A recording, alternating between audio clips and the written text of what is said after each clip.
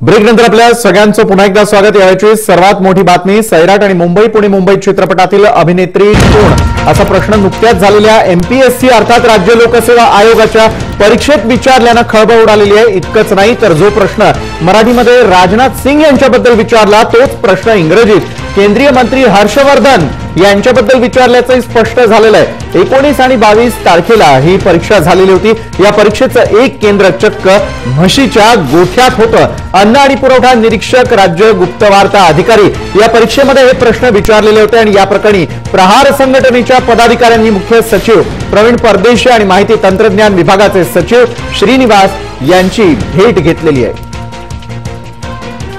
मिलिंद सागरे आमचे प्रतिनिधी, त्यांच्याकडून या संदर्भात आपण अधिक माहिती घेणार आहोत। मिलिंद, एमपीएससीच्या परीक्षेमध्ये असे प्रश्न विचारल्यानंतर मात्र येणारे अधिकारी कसे असतील हा प्रश्न उपस्थित होतो। मात्र एमपीएससीला झालंय तरी काय, अशा प्रकारचे प्रश्न विचारूच कसे शकतात अशा शक्यता वर्तवल्या जात असतील, अशा प्रतिक्रिया ज्या आहेत परीक्षार्थींनी दिलेल्या असतील। काय वाटतं या भोंगळ कारभाराबाबत?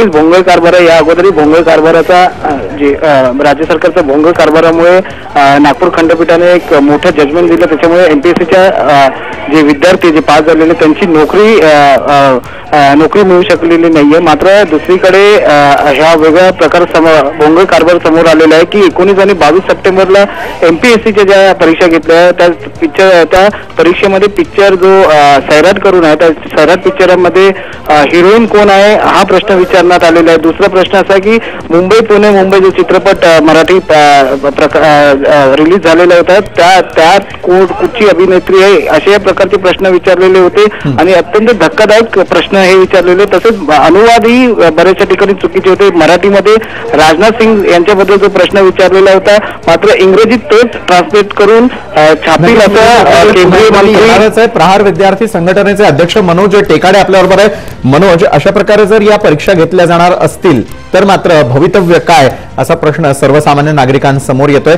चित्रपटाशी निगडित प्रश्न असू देत किंवा मग एखाद्या गोठ्यामध्ये जाऊन त्या ठिकाणी परीक्षा केंद्र उभारण्याची वेळ येते, याला काय म्हणावं?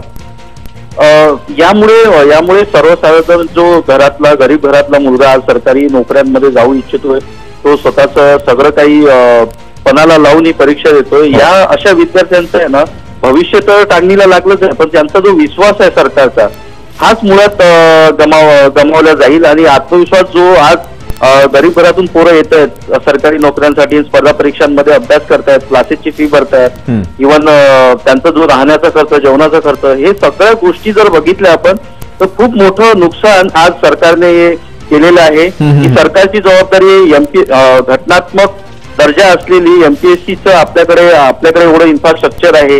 इव्हन सर्व असताना तुम्ही खाजगी कंपनीला एजन्सीला ही परीक्षा सरकारी नोकऱ्यांच्या परीक्षा घेण्याचं कॉन्ट्रॅक्ट देण्याची काय गरज होती? नक्कीच। आणि आज सबसेल अपयशी ठरलेलं आहे हे खाजगी नेटवर्क जे आहे ते दिसतंय आपल्याला की अक्षरशः म्हणजे सैराटमध्ये हिरोईन कोण होती हा प्रश्न खरं तर नगर परिषद सारख्या ज्या भरती परीक्षा होती त्याच्यामध्ये त्या परीक्षेमध्ये विचारण्यासारखा नव्हता। नक्कीच, म्हणजे जनरल नॉलेज मध्ये असे बरेच प्रश्न आहेत की जे नगर रचनेअंतर्गत म्हणजे येऊ शकतात। नक्कीच, धन्यवाद मनोज टेकाडे जे आपण जय महाराष्ट्र बरोबर बोललात त्यासाठी धन्यवाद। मिलिंद, आपण दिलेल्या सविस्तर माहितीसाठी। मात्र एक गोष्ट लक्षात येते की एमपीएससीची जर आपल्याला यापुढे परीक्षा द्यायची असेल तर मात्र चित्रपट नक्की पहा, कारण फक्त प्रश्नच नव्हे तर प्रश्नांना दिलेले जे त्यात वेगवेगळे ऑप्शन्स आहेत त्यामध्ये देखील दिलेल्या अभिनेत्रींची नावं जर आपण वाचली तर मात्र धक्का बसेल आणि जर आपण सिनेमे बघत नसाल तर मात्र आपण ही परीक्षा पास होऊ शकणार नाही असाच मेसेज कदाचित विद्यार्थ्यांना द्यायचा आहे का असा सवाल देखील आता सर्वसामान्य विद्यार्थ्यांमध्ये